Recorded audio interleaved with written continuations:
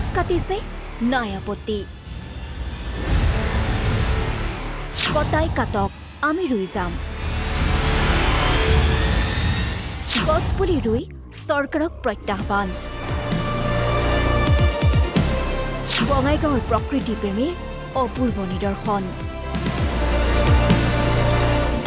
বৰ্তমান ৰাজ্যৰ চৌপাশে বাট পথ উন্নয়নৰ নামত কাটি তহিলং কৰিছে বহু মূল্যৱান গছ-গছনি এনে গছ-গছনি কাটি পেলোৱাত বহু লোকে ইচ্ছাস কৰি কেৱল সমালোচনা কৰিছে চৰকাৰক কিন্তু এই ক্ষেত্ৰত ব্যতিক্ৰম বঙাইগাঁও জিলাৰ টুলুঙিয়াৰ এইগৰাকী বুদ্ধেশ্বৰ পেছাত শিক্ষক বুদ্ধেশ্বৰ ৰায়ৰ অন্যতম ৰাপেই হ'ল গছপুলি ৰোপণ সেয়ে চৰকাৰে গছ কটাক লৈ ভূক্ষেপ নকৰা ব্যক্তিগৰাকীয়ে নীৰৱে ৰুই গৈছে ইটোৰ পিছত সিটো গছপুলি বুদ্ধেশ্বৰ ৰায়ে নিজা খৰচৰে 2001 চনৰ পৰাই অব্যাহত ৰাখিছে গছপুলি ৰোপণ কাৰ্যসূচী ইতিমধ্যে তেওঁ বঙাইগাঁও জিলাৰ বিভিন্ন প্ৰান্তত ৰোপণ কৰিছে 50,000ৰো অধিক গছ টুলুঙিয়াৰ পৰা ৰাখালডুবিলৈ আৰু দেওহাটীৰ পৰা শিঙিমাৰীলৈ ৰাষ্ট্ৰীয় ঘাইপথৰ কাষে কাষেও ৰোপণ কৰিছিল গছ কিন্তু দুৰ্ভাগ্যৰ কথা 2019 চনত ৰাষ্ট্ৰীয় ঘাইপথ সম্প্ৰসাৰণ কৰাৰ বাবে বুদ্ধেশ্বৰ ৰায়ে ৰোপণ কৰা প্ৰায় 10,000ৰো অধিক গছ কটা যায় স্বাভাৱিকতে মন ভাগি পৰিছিল বুদ্ধেশ্বৰ ৰায়ৰ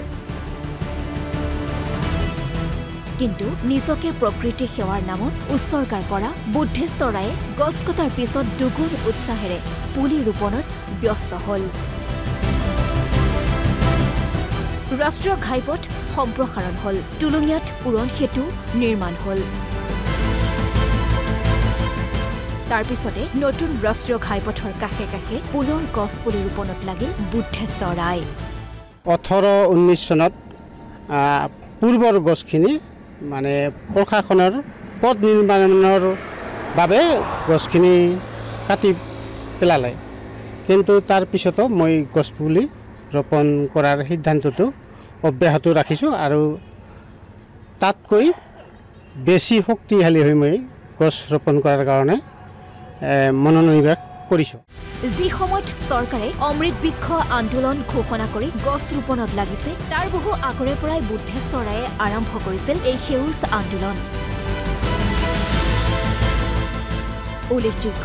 বিভিন্ন স্থানত গছ ৰোপণৰ পিছত পুলি সুৰক্ষাৰ বাবে দিয়া জাল খুটি আঁতৰাই পেলাই কোনো দুষ্ট লোকে এই আক্ষেপ ভৰা মন্তব্য বুদ্ধেশ্বৰ ৰায়ৰ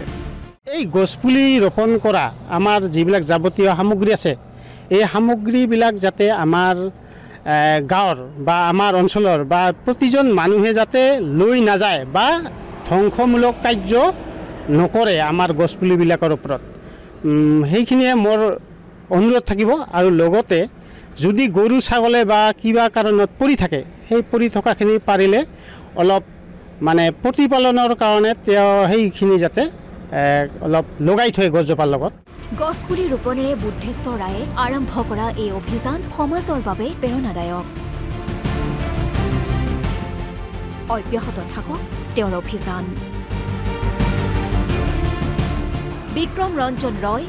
বঙাইগাঁও ব্যুৰো NB নিউজ